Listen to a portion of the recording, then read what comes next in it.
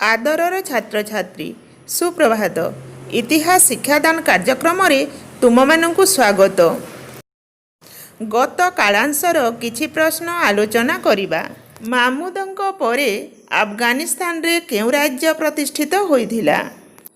घोर नामक अन्य एक राज्य प्रतिष्ठित होइथिला। एहार शासक किए थिले जानिछ? मोहम्मद घोरी। मोहम्मद घोरी भारत आक्रमण करथिले कि? आस जानिबा। द्वादश शताब्दीर शेष आड़कू घोर राज्यर शासक मोहम्मद घोरी भारत आक्रमण करथिले। हाँ पिलाए, मोहम्मद घोरी भारत आक्रमण करिबार कारण कौन बोली भाबुछ? हमने बड़े से बड़े राज्यों को जीता है, लेकिन जितना खजाना दिल्ली में है उतना कहीं और नहीं। अगर हम दिल्ली के खजाने को लूट लें तो हमारा मुल्क सबसे धनी मुल्क बन जाएगा और सोने की चिड़िया कहलाएगा। सुल्तान, माफी चाहता हूँ, लेकिन दिल्ली के शासक पृथ्वीराज चौहान युद्ध कौशल में माहिर हैं। उनको पराजित करना लोहे के चने चबाने जैसा होगा। तो ठीक है, हम भी पृथ्वीराज चौहान की वीरता देखना चाहते हैं। सेनापति, दिल्ली पर हमला करने की तैयारी करो। इधर दिल्ली के शासक पृथ्वीराज चौहान जो सिंहासन पर विराजमान हैं, उनके कानों तक युद्ध की सूचना पहुंचती है। महाराज की जय हो। अभी अभी सूचना मिली है कि गजनी का सुल्तान मोहम्मद गौरी दिल्ली पर आक्रमण करने की तैयारी में है। पृथ्वीराज चौहान इतना कमजोर नहीं कि मोहम्मद गौरी जैसे तुच्छ लुटेरे से भयभीत हो जाए। हम राजपूत हैं, राजपूत। हम किसी के आक्रमण से नहीं डरते। करने दो हमला।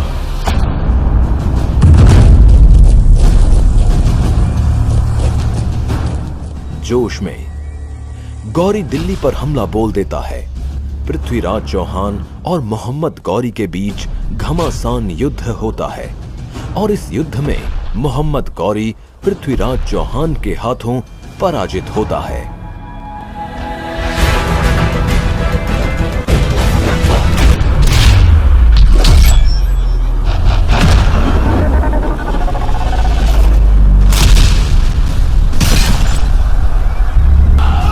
अब बंदी बना गौरी पृथ्वीराज चौहान के सामने सिर झुकाए माफी की भीख मांगता है। पृथ्वीराज, मैंने दिल्ली पर आक्रमण करने की जो गुस्ताखी की, उसके लिए मुझे माफी दो।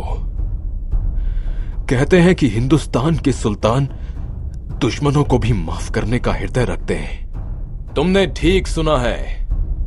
हम निहत्थे पर वार नहीं करते, चाहे वो हमारा शत्रु ही क्यों ना हो। हम तुम्हें भी माफ कर सकते हैं, लेकिन तुम्हें वचन देना होगा कि दोबारा आंख उठाकर भी भारतवर्ष की तरफ नहीं देखोगे। खुदा की कसम सुल्तान, खुदा की कसम, मैं भारत को कभी हानि नहीं पहुंचाऊंगा।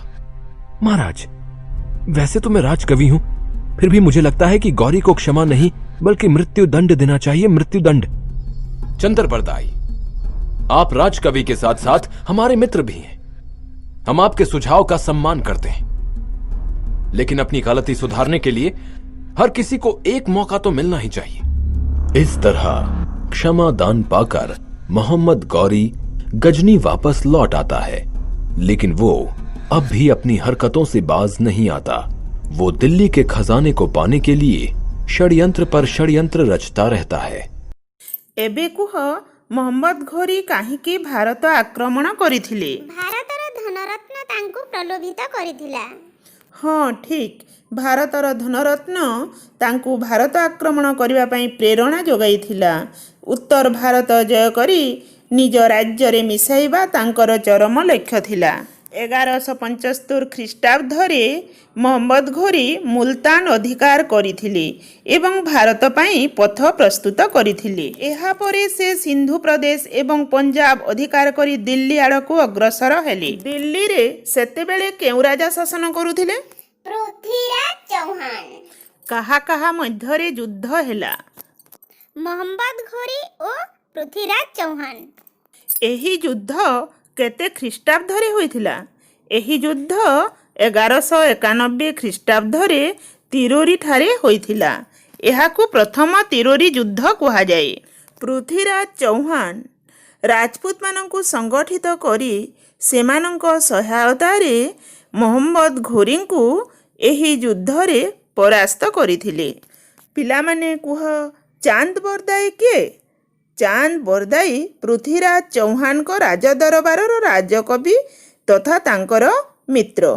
ଦେଖିଲ ତ, ମହମ୍ମଦ ଘୋରୀ ପରାଜିତ ହୋଇ ବନ୍ଦୀ ହେବା ପରେ ଦିଲ୍ଲୀ ଆକ୍ରମଣ କରିଥିବାରୁ କିପରି କ୍ଷମା ଭିକ୍ଷା ମାଗିଲେ। ରାଜକବି ଚାନ୍ଦ ବରଦାଇ ରାଜା ପୃଥ୍ୱୀରାଜ ଚୌହାନଙ୍କୁ ପରାମର୍ଶ ଦେଲେ ଯେ ମହମ୍ମଦ ଘୋରୀଙ୍କୁ କ୍ଷମା ନୁହେଁ, ମୃତ୍ୟୁଦଣ୍ଡ ଦେବା ଉଚିତ। ନିଜ ଭୁଲକୁ ସୁଧାରିବା ପାଇଁ ପ୍ରତ୍ୟେକ ବ୍ୟକ୍ତିଙ୍କୁ ଥରେ କ୍ଷମା ଦେବା ଉଚିତ ବୋଲି କହି ରାଜା ପୃଥ୍ୱୀରାଜ ଚୌହାନ ମହମ୍ମଦ ଘୋରୀଙ୍କୁ କ୍ଷମା ଦେଲେ। କ୍ଷମାଦାନ ପାଇ ମହମ୍ମଦ ଘୋରୀ ନିଜ ରାଜ୍ୟକୁ ଫେରିଗଲେ, କିନ୍ତୁ ଏହି ପରାଜୟକୁ ସେ ଭୁଲି ପାରିନଥିଲେ।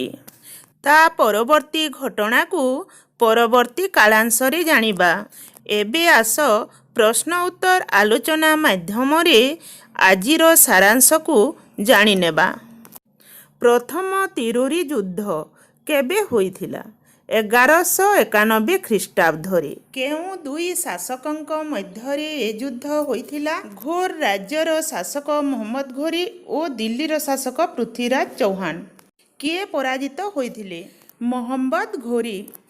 ମହମ୍ମଦ ଘୋରୀ ଓ ପୃଥ୍ୱୀରାଜ ଚୌହାନ ଉଭୟଙ୍କ ଚରିତ୍ରରୁ ତୁମକୁ କାହା ଚରିତ୍ର ଭଲ ଲାଗୁଛି, କାହିଁକି ଭଲ ଲାଗୁଛି, ନିଜ ମତାମତ ଲେଖିବ।